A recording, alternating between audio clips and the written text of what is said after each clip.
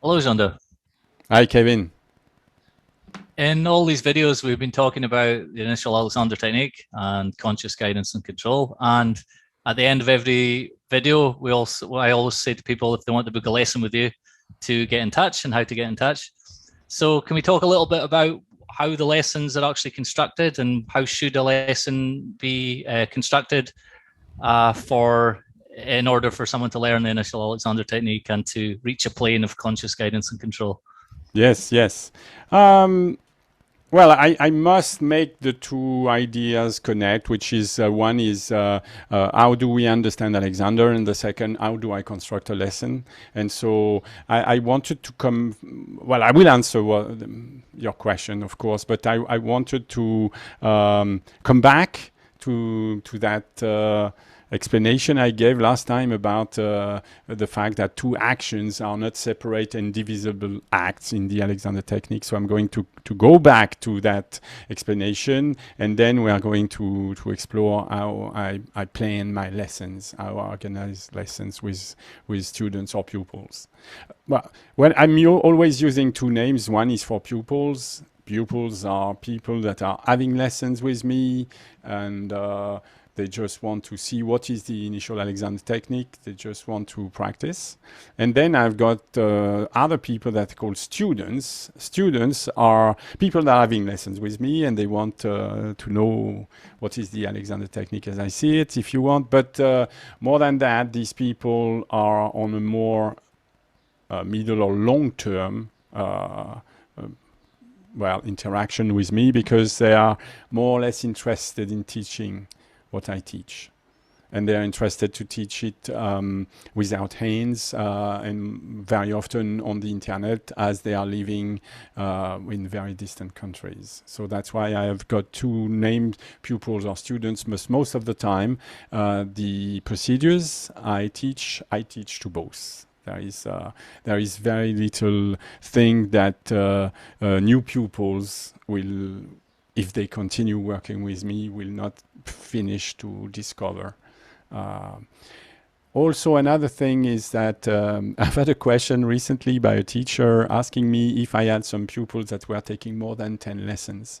And of course, yes, it's important to answer this. Yes, the technique is a discussion about how to solve technical problems regarding the, human organism. And the human organism is very, very complex. The number of movement that you can plan with your mind is also another element of complexity. It's possible to think of many things at once and to program many movements at once. So when you're dealing with such a complex cognitive solutions, you must understand that yes, I have pupils that have had 150 lessons easily. So, and all these were not considering themselves as students. They were some of them were considering, half of them were considering themselves pupils in my definition. That is, people not interested in teaching per se, teaching others. They were just interested in teaching themselves. For me, when you are so interested in teaching yourself, I don't care how many students you have, how many students the person will have, that person for me is a student. As it's just a different label, but that explains it. And so I'm going to explain how is it possible to have more than 100 lessons on, well, with these ways that we are using nowadays, like online lessons. Some people think that without the hands, you're lost. Without the hands, there is nothing to go by. You will see today that it's absolutely not the case.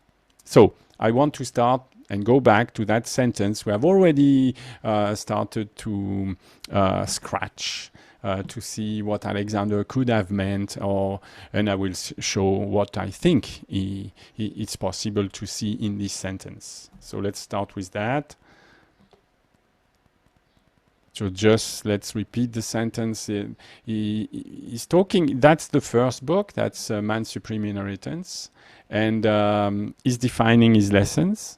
So, well, it's logical to get inspired by it. He says these two actions, the re-education of the kinesthetic system and the increasing of the thoracic capacity, which applies a mechanical power by means of the muscle and ribs to the straightening of the spine, are both aspects of the one central idea and are not separate and divisible acts. So in the lesson I organized, there is a central idea. The central idea is that it's possible for anybody to discover what we mean by conscious guidance and conscious control. Conscious guidance is the capacity to use verbal speech and verbal analysis in order to direct the mechanism of the torso and direct its numerous actions all together, all at once. So this is the one central idea. When Alexander goes on to describe his technique, there is a very important passage for me. He said that on broad lines, it is evident that the misuses must be diagnosed by the instructor. I remember some teachers of the modern Alexander technique being a bit taken aback or, well, not accepting that idea of misuses, that the pupil is misusing himself. I do think that it's absolutely obvious that the person is going to command, order movements that are inappropriate for the action, for the activity that is the goal, and that is necessary for the teacher to diagnose these movements, to show how these movements are in fact coordinating together to produce a result that we prefer not to see, that we prefer to in fact prevent. It's a technique of prevention, and there is no technique of prevention without the capacity to describe the movement you don't want to see. So for me, it is evident that the misuses must be diagnosed by the instructor, and that is because the pupil is not aware that he is performing these wrong movements and coordinating wrong series. So the teacher may be called upon to use considerable ingenuity and patience in correcting the faults, and substituting the correct mental orders for the one general orders which start the whole train of vicious habitual movement of the different parts relatively to one another. So when we say that I may be called to use considerable ingenuity and patience in correcting the faults, you must really look at the sentence just globally. Do not stop there, because you may be thinking that I am correcting the faults. I am correcting no faults because I'm too far away, I'm not touching the student, so the only person who is in capacity of correcting the faults is the student. I am just a vocal teacher where I may explain, describe, and relate the different movements together so the pupil can start to create new rules of activity. And so it is for me, I'm substituting the correct mental orders. So I give a series of mental orders, and we will see what are these directions of movement, and substituting these new for the one general order which start the whole train of vicious habitual movements. That's my job. So there is no idea in my reading of that sentence that the teacher is correcting faults. It's I can point to different faults. I can explain how I see that these are faulty and why are they faulty relating to the mechanism we are discussing, but it's for the pupil to correct the faults. And so it's absolutely clear that what happens during the lesson is that the mental habit of the pupil must be first attacked. I was about to explain what sort of mental habit must be attacked. You will see it's this idea of performing actions without too much thinking about the different acts that are creating that action. And he says that this mental habit lies below the level of consciousness. But it may be reached by introspection and analysis, and by the performance of the habitual acts by other than the habitual method, that is, by physical acts performed consciously as an effect of the conscious conception and the conscious direction of the mind. This is so important that I have created the practical example, a very tiny part of a lesson I've given to one of my students. And I hope that this practical example will help people to understand how you can help somebody create an introspection into the coordination. When I say introspection into the coordination, of course, I mean the psychophysical coordination, how we can relate intentions of movements, something that is in the mind, something that is not physical, that you cannot feel, something that is completely, if you want, imaginary, and, well, what is going to result in activity, what are the movements that can be seen, that can be filmed by camera. And so from then, well, you will see that I help the pupil to, well, create or foment that introspection, and from there, how to analyze the result. So the analysis is not something I expect the pupil to be able to do. My job is to help at every step the pupil form a new analysis of the result of a coordination of movements. And so, how do you create that introspection and analysis? That is, Alexander said, it's done by physical acts performed consciously as an effect of the conscious conception and the conscious direction of the mind. This is a very important part, because very many people misunderstand what Alexander's mean, or at least what I mean by reeducation of the kinesthetic system. And the kinesthetic systems are our perception of movements of the different parts. And when people use perception, they have a tendency to misunderstand the first idea behind perception, because they are blocked on this idea of sensory perception. For them, when we discuss coordination of movement, they think sensory perception. I think it's well, this habit must be attacked, because above all else, perception is a way an individual understands things. So your perception of a mechanism is not what you feel of that mechanism. Your perception of a mechanism, function, and of course movements of the different parts is is totally barred to sensory perception.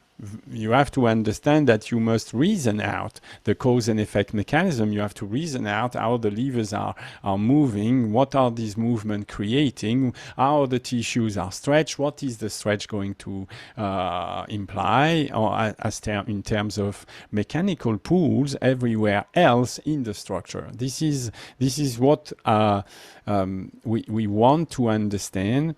And the performance of habitual acts by other than habitual methods is how I construct a lesson. I always ask a person to perform an habitual act. You will see we have a very simplistic system in what I'm going to show, where you have a student standing, you have a chair. Okay, it's a physical object, and you have a wall, two physical objects. This allows us to create, well, you will see, a play. We are going to play. So Alexander makes the final point. He says, speaking generally, it will be found that the pupil is quite unable to analyze his own action. So that reinforced what I was saying about analysis, that you need to help people perceive their kinesthesia, perceive their own perception of movement, understand their own perception of movement. That is habitually totally physical. It's their sensory.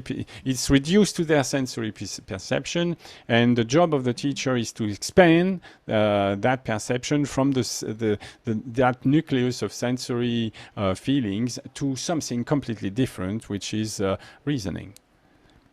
So he finishes by saying the imperfectly poised person has not a correct apprehension of what he's really doing.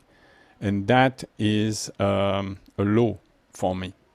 So, of course, that would not be complete if I was not also showing you that in order to read Alexander and to evolve my lessons, it's obvious that I did not read Alexander alone. I've read also other people, and well, the tallest of the giant is certainly Lev Seminovich-Vygotsky, and I just took a very small sentence, and where he defines how human beings are meeting problems, and he says that children, for example, they learn how to meet problems, and they learn to go beyond the limitation of their sensory perception using play.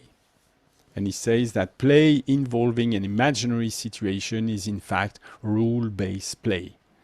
So the child, and his example is very simple. He says that there is this little girl, and she's got some object that resemble a doll. So she's going to play mother. She's going to perform only acts that a mother would perform with a child. And so the little girl is directing her own conduct, her own activity as a whole, inhibiting anything that a mother would not do. So she's playing by rule. And that's what a lesson is about. It's about learning to play by rule. It's a fact. I've read recently some of my colleagues of the modern Alexander technique, and I have this text where a teacher was explaining that his way of working and his way of being in life is quite the same. He said, I do not do it because I have to do it.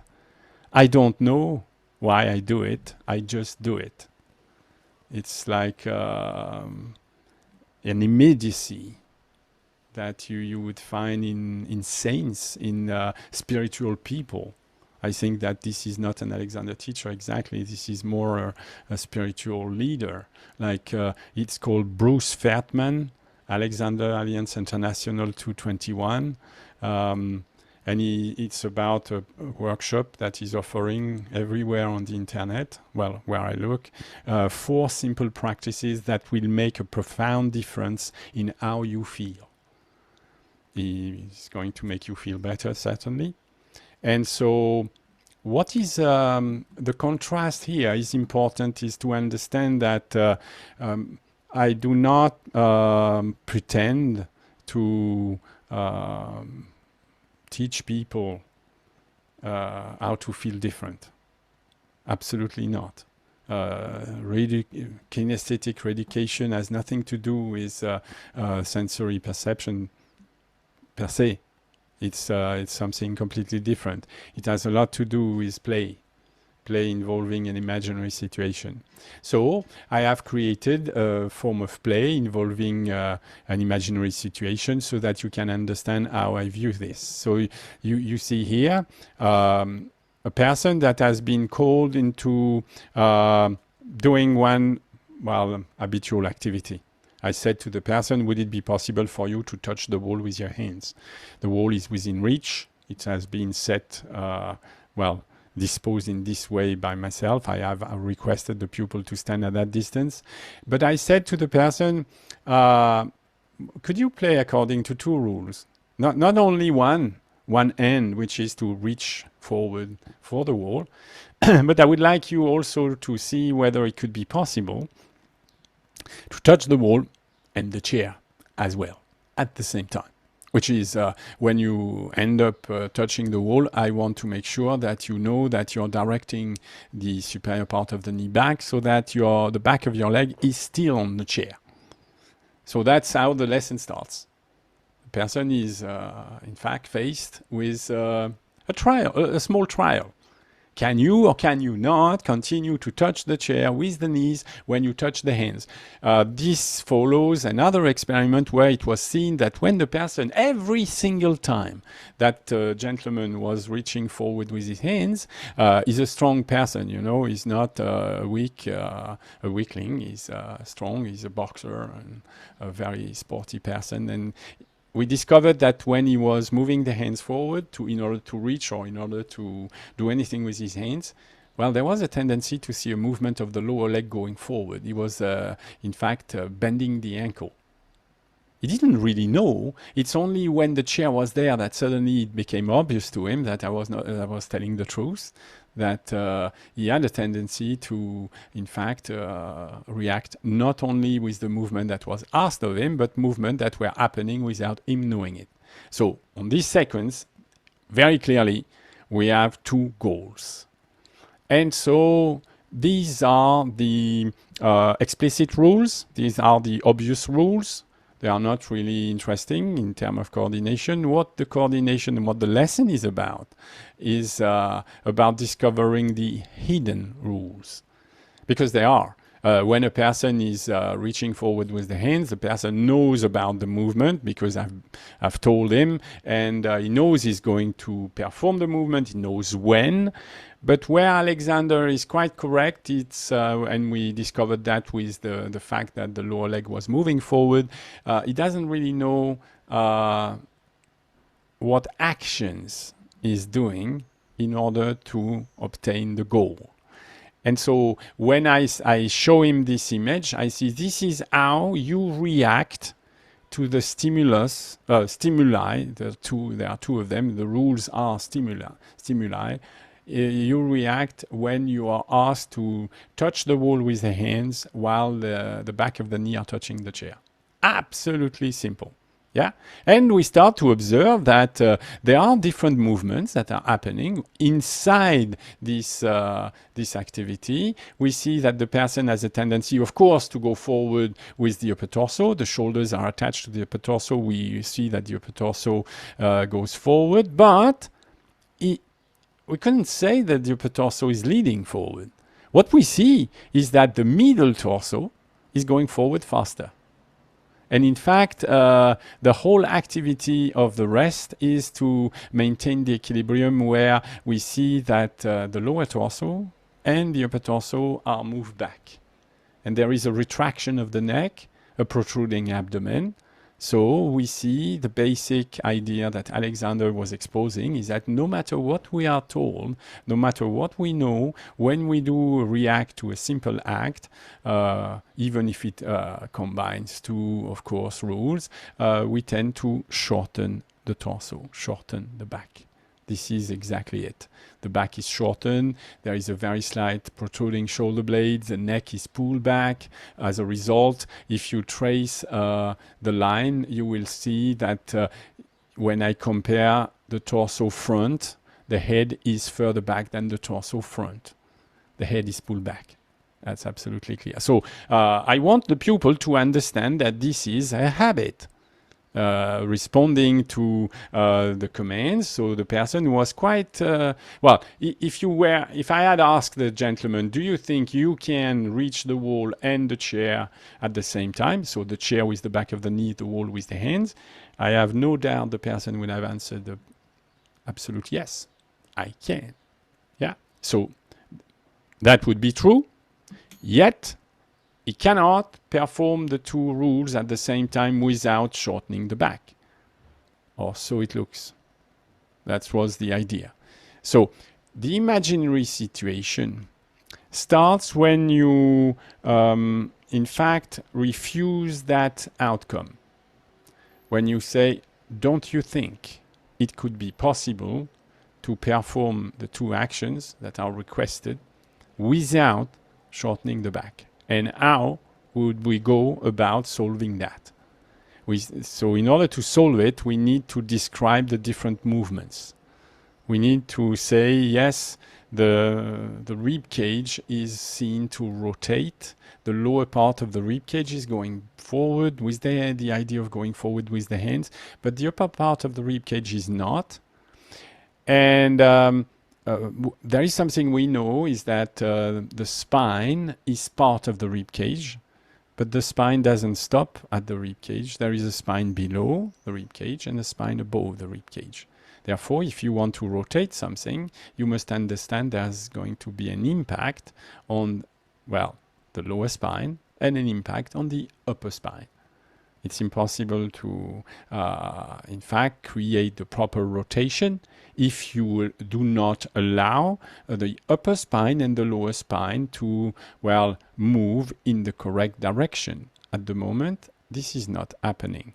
So we are going to see that there is not only the one movement which is reaching for the wall and for the chair.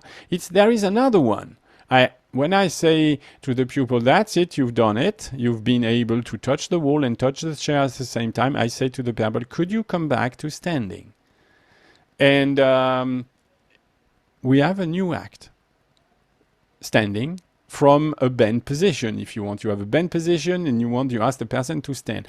And when the person stands, it's quite interesting also to describe what is seen. So what we see is that, of course, there are movements. There are movements, and we see that when the person is moving back, the upper torso is somehow faster than the middle torso. And as a result, we can see that if I trace a line from the lower sternum to the mastoid just behind the ear, that line is pulled back.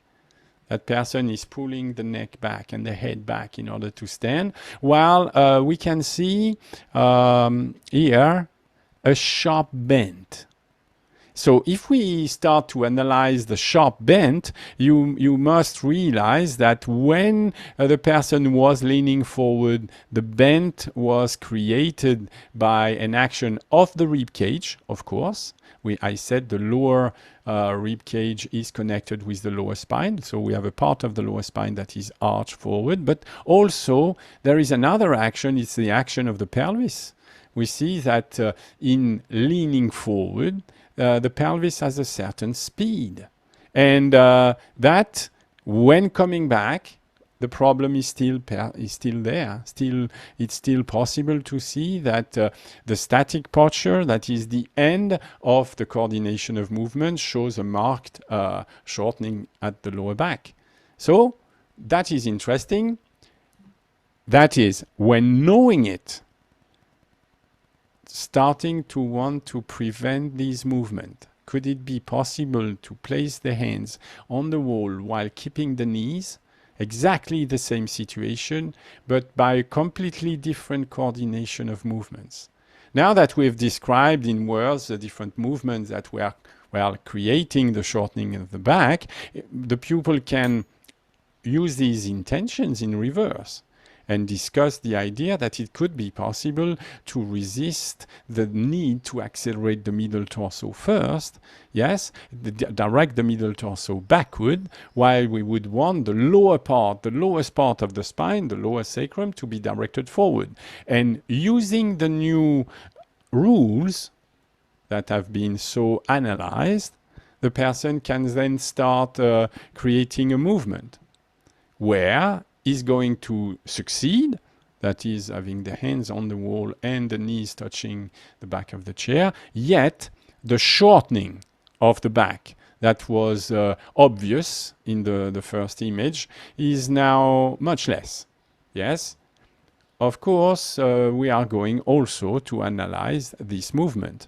And we are going to analyze what sort of gesture is going to result from bringing the hands back to the side of the torso. So there is, for the pupil, a very marked difference between the first action and the second one. Yeah, we could say that the middle back is much further back than the first time. We should say that also the head, sorry, I missed the image, the head is much further forward, and there are a combination of movement. There is, if you want, a coordination, and that coordination is the result of the direction of the conscious mind. Consciously, that person wanted to direct the neck forward. So therefore, it was very clear that we wanted to have a movement of the elbow and a movement of the base of the palm that were opposite in order to, in fact, protract the shoulder. And while protracting the shoulder very consciously, you remember that the superior part of the knee is directed backward to touch the chair. So we are establishing very distant rules, things that nobody can feel. You cannot feel the relationship between your neck and knees while you're moving the middle torso and the lower torso at the same time. So we are clearly into a conscious direction of the different antagonistic actions that are necessary to perform any act while lengthening the torso, lengthening the back, if you want. So this construction of a lesson is not for obtaining a certain posture. We are not for posture. We want to discuss coordination of movements because the kinesthetic perception that we are after is not perceiving the movement that's happening. No. The perception is much more reason. It's what movements combined with other movements will create the lengthening of the torso that we want, whatever the position. The position is the end result. We are just interested in the means. So that person is interested in the means, and so that's what we are going to look at. And when we finish, well, of course, there is an improvement. The structure is changed in the sense that the stature, the height of the person is not the same on the two pictures. Yeah, it's obvious that on the first one, the whole balance was on the front of the foot. In the new perception of movements, according to that new perception of movement, the person is capable of doing something very different. And we see that now the tendency, it's not fully there yet, but the tendency is what Wilfred Barlow was saying in 3 lessons ago, which that the balance should be on the back of the foot and the back of the knees. And that person balance is on the back of the foot and the back of the knees. But we are going to continue to observe. And what we observe is that still there is a bend. It seems that the lumbar spine is still arched. We will discuss this in a moment. We see that, of course, there is a tendency for the lower torso to be correctly supported by the legs.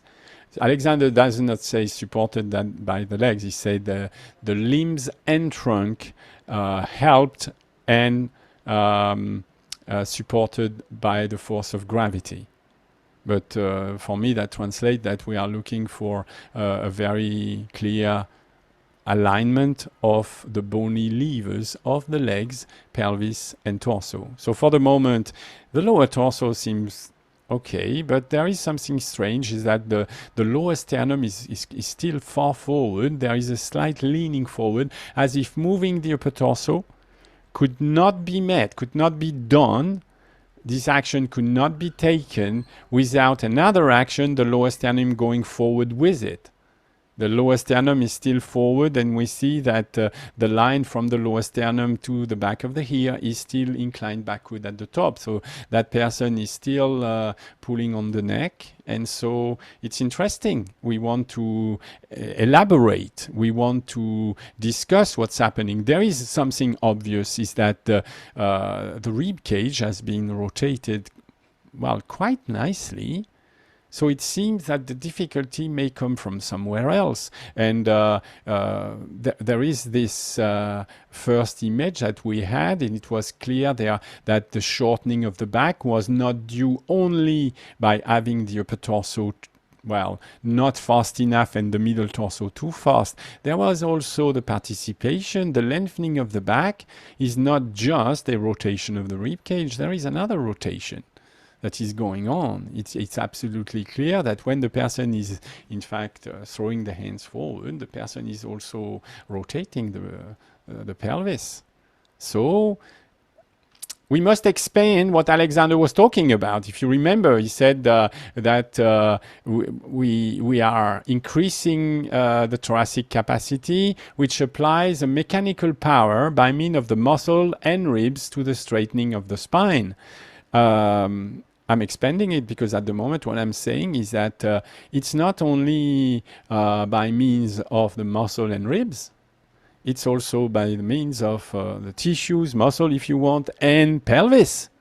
Because it's not only the ribs that are associated with the spine. The ribs are articulated with the spine. So if you pull a rib forward, you will pull, well, the vertebrae that is associated forward as well. The same thing if you push back the ribs, the vertebrae associated will be pushed back. And this is exactly what the person was doing. But not only with the ribs, but also with the pelvis, because the same applies with the pelvis. The pelvis is associated with the sacrum, and the sacrum with the lower lumbar region. So if you collapse or rotate, if you want, forward the pelvis, of course, what happens at the back is that the lumbar spine is projected forward as well. And in order to arch the back, you need a rotation of the pelvis as well as of the ribs. So there seems to be, in the habitual coordination of that person, there seems to be a remnant. I see a shortening of the front. There is quite a nice lengthening at the back, but at the front, we can start to see that there is a direction for the torso and the legs that is incorrect in both. It's as if the job is not finished here. You could imagine going from there to there and continuing having, of course, that pelvis involved. So that's where I am going to discuss the rule with the person. I'm going to start using diagrams to show that the first solution was this one. When the person was responding to well, the game, the play, and the rule the person was using were the rules where we can see that the iliac, the front of the ilium bone, is really pulled forward. You have the quadriceps muscle here that is really pulling forward and down, while the person was acting on the knee to get the knee back. We were getting sort of an hyperextension. So the second image is now the new one, where we want the person to extend, yes, the ankle, extend the knee, extend the hip, exactly as Alexander writes in his book. Extending the hip is this rotation of the ilium backward. And so I am going to use every means at my disposal for increasing the perception of movement of the person. I'm going to see, you see, the back has a tendency to shorten. There is a gap between the lower sacrum spot and the 7th thoracic vertebrae spot. So that gap is forward. We see that this has a tendency, of course, to create a shortening. So the quadratus lumborum, the iliocostalis, for example, that are muscles that are very important to lengthen and stretch, they are shortened. So listen here. I am not accusing the pupil of shortening the quadratus lumborum or the iliocostalis or iliothoracis, which is the whole, well, group of muscles that are attaching the pelvis to the head. No, am not I'm not telling the person that he is doing too much and shortening this muscle. What I'm asking is that whether he could change the movements of the different parts so that resulting from these new movements, we could have a lengthening. So it's very clear that to obtain the lengthening, we are not discussing releasing something. Trying to release something is never going to impress the mind of the pupil with the real means whereby. The real means whereby here to lengthen is the movement of the iliac away from the front of the knee. It's if the pupil is able to understand this, he will have a conscious control over his action. Yeah, there is no conscious control trying to feel or imagine that you could release some fascia, some muscles. Well, I should have taken the iliocostalis example because you could imagine here that we are discussing bone to muscle connection in real fact with the iliocostalis. You can go to Google and look at the iliocostalis. You will see the iliocostalis is not directly attached to the back of the pelvis. The back of the pelvis is attached to a strong fascia, a very, very dense fascia. Yeah, and from there it goes to attach to the fascia at the back. If you want to understand why I am stressing this, is that you must understand that fascia cannot be contracted. You cannot contract or release fascia by an intention. If a muscle is attached to a fascia and that fascia is slack because there is a movement that has been applied, well, to the pelvis, there is nothing for the muscle to gain by releasing. No, the first thing is to create a stronger connection between the muscle, the fascia, and the bone, and that can only be obtained by directing the movement of the part to which the fascia and the muscles are attached. So in this case, I am never asking, when I see a person presenting that form of shape with the collapse at the front of the torso like this, I am not asking the person to release anything. I'm asking the person to understand the movement we are discussing. And the movement we are discussing is clearly a movement. If you see the iliac, the iliac has to go back and up. Look how far forward the iliac is of the vertical of the front of the instep, and look where it is now.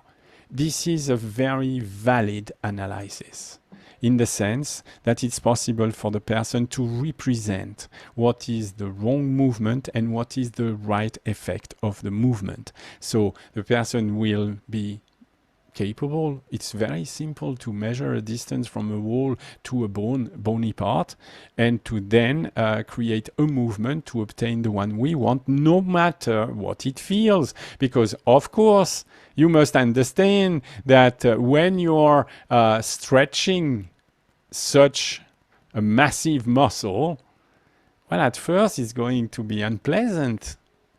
A person that has always shortened the back will not lengthen by release.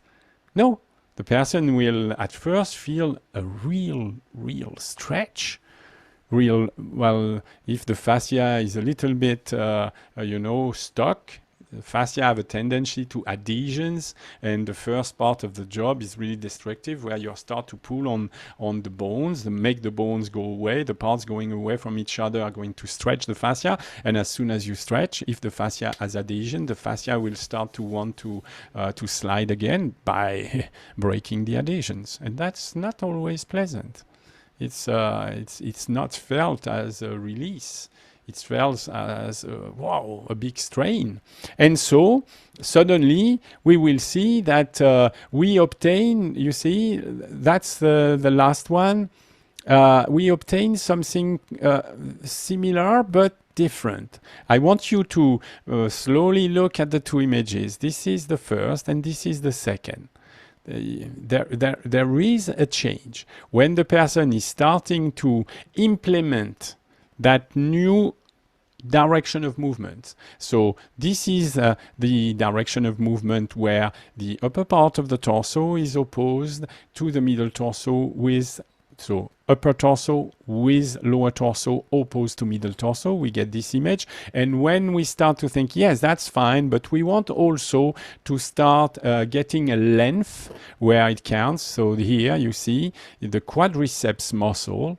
The muscle I was discussing with these different dotted lines. This is the quadriceps. The quadriceps is shortened in the two extremities. It's lengthened when you look at the image in the center. And I want the pupil to understand what it means. It means that suddenly the hips are as far back as is possible, much further back than in the two others image. And we start to see that by, in fact, lengthening the front, we start to have a distinct movement at the back where the sacrum supports the spine to lengthen the back. And so this understood, the person suddenly will create a not... Oh yes, there is another difficulty here, because it's as if I am asking the person that is already with the hands on the wall to change one aspect.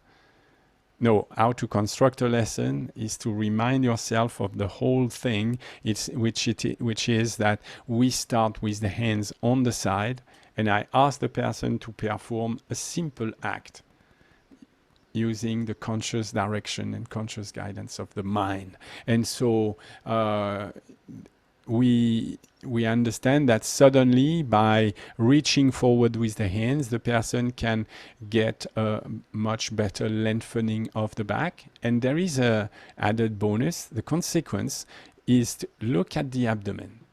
Look at what's happening at the abdomen. There is a distinct change, and we see that suddenly the rib cage is higher. When we say unduly lifting the rib cage, it's the unduly lifting the front part of the rib cage when the rib cage goes back in space and protrude the shoulder blades and get a bulging abdomen. This is absolutely different. We see here that the gentleman is without any effort at trying to get a lean abdomen or trying to pull the belly back or anything like that. He's just trying to obtain a better posture where the back is more directed downward toward the back of the knee and the back of the foot. So this is what we mean by, well, the performance of habitual action by the conscious direction of the mind. And this is what I call analysis, so that the person can analyze how to solve a mechanical problem. The mechanical problem was very, very simple. It's reaching forward with the hands. I started with this a long time ago because I realized after my training course, of course, at the time I was teaching with the hands. And when you teach with the hands, there is something you do all day. It's to reach forward with your hands. And I started to observe myself on film when I was reaching forward with the hands, even when I was in semi-sitting, which is the mechanical position, or some people call it monkey. Even when I was going into monkey or reaching for the hands, I could see very strange action at the feet, ankle, knees, middle torso, neck. And I realized that despite my training, despite 3 years of somatic training where teachers were guiding me with their hands, I could not reach forward without shortening the back. So that's why I started to devise these things. Well, based on everything Alexander asked, I said, well, we want to create an imaginary situation where it's not what I feel that counts. The concrete aspect is not important. The imaginary aspect is much more important. The imaginary aspect is to start to imagine that there are bones. Start to think that there is something like a rib cage object that can be rotated, a pelvic object that will rotate and also influence how the spine, how the lower lumbar spine is reacting, while the rib cage acts and apply a mechanical power by means of the ribs and the muscle to the straightening of the spine. So I started to discover that yes, you can discuss, think, and reason out for the rules of what you want to do. This is learning how to do. You remember learning, that's the big part of the fourth book of Alexander, learning to do. And when I mentioned some teachers that say they don't know how they do something, why they do something, conscious guidance and control is completely different. This is the idea. We want that person to start to be capable of reasoning out what should be the rules for reaching forward with the hands, for example.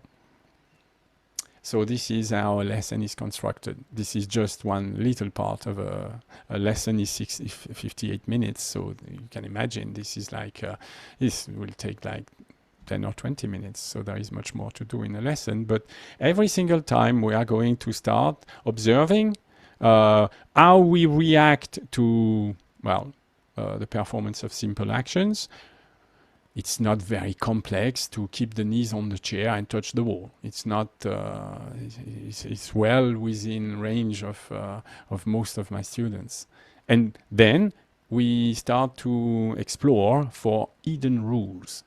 So because there are hidden rules, when the person is reacting like this, the person wants to keep his balance. He's got rule for keeping his balance. He's got rule for keeping his back in the way. You will see that the back is really the same all the time. It's a bit more, it's just increased a little bit, easier to see here, but it's exactly the same standing posture if you look at it. Yeah.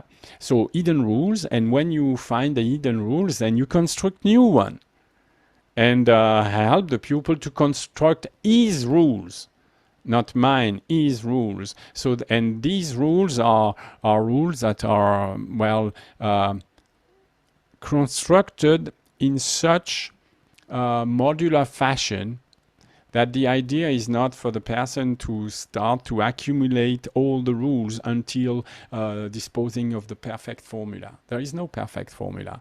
These are, in fact, modular systems where the pupil can start to create his own experiments. The pupil, after, well, a student will soon become interested into how organizing rules in activity and, well, create his own. That's the game. That's the point. That's the final aim is for me to teach other people to create their own rules, to analyze situation and solve mechanical problems. So this is it's like a kind of adult version of children playing. So like Alexander talks about in CCC about how children are naturally interested in machinery and how things work, and when they're taught how to play with their own body mechanics, that they enjoy it. And this is really what this is. It's like the children will say to each other, can you do this? Can you do that? And they'll like play the game of, are you able to do all, but can you do this on this at the same time? Yeah. It's really just an extension we're doing of that's more reasoned out. It's not like some abstract mechanistic understanding. It's during the lesson you're actually playing with ideas, and the teacher is guiding the play. But then eventually, as you say, the idea is to be able to play by yourself. Yes, exactly. That's absolutely correct. It's childish in a way. Yes, I agree. Yes.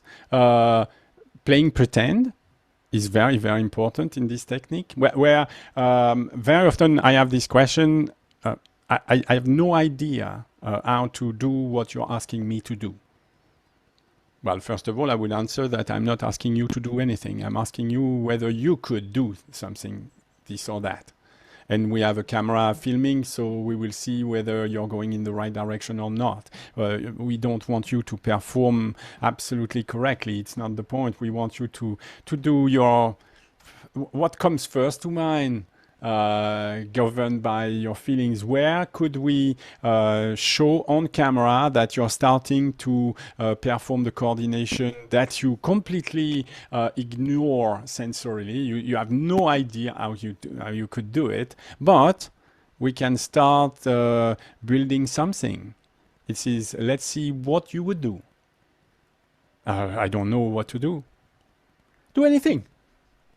And from the analysis of what that's something that is incorrect, that you allow yourself to do something completely stupid or completely. Very often I say to people, you know, Alexander was on stage, and if you want to impress the audience with an attitude, a movement, well, you have to make it so that for you it's ludicrous. It's a ludicrous exaggeration. And then maybe the public will see something. So of course, I am all ears. I'm looking at you. So it's possible that I will see more. But remember that the lesson in video is for you, not for me. So if you want yourself be able to see that you're doing something consciously, as a result of the conscious exercise of your mind, make it ludicrous. We don't care. And so the person suddenly will get out of the situation where you're stuck.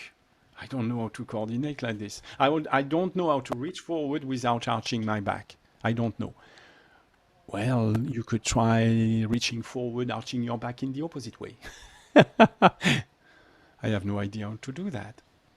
Again, just an idea. Just make it stupid. And a child would just try. They'll just yes. they'll with come adults, up with something. With adults, what I'm explaining here is that sometimes I have to really help the person. Some people they want to do correct things.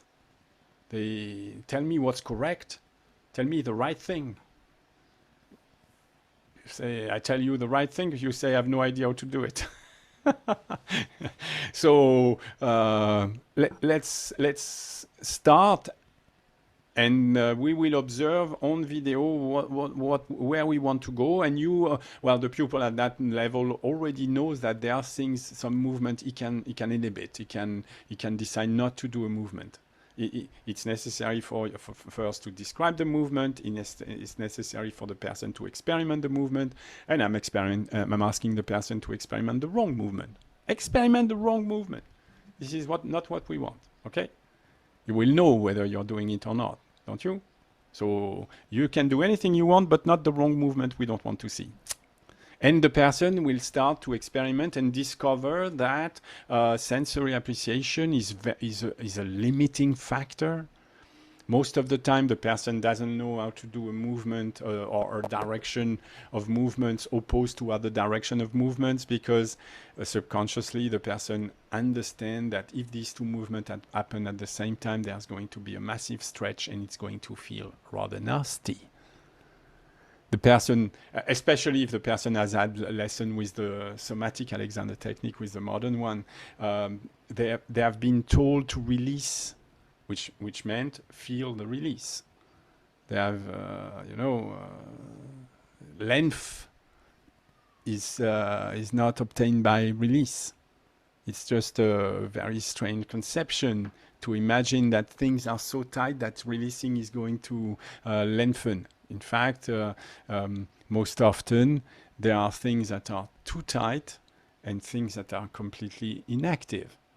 And while you are letting the inactive rot and fester because you're always trying to release, you're going to get limper and limper. You're not going to lengthen properly. So it's like children, but more difficult than children.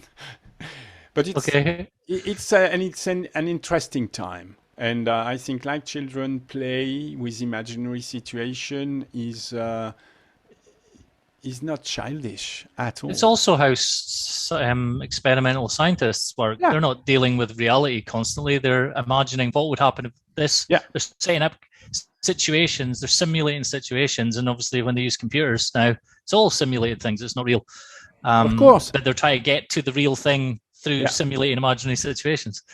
Exactly the same for us. This is what the initial Alexander technique is about. Clear. Okay, so if anyone's interested in playing with Jeando, you can get in touch underneath. You'll find his Facebook and email address, and you can book a lesson, and we will see you in the next video. Thanks, Jeando. Thank you. Bye.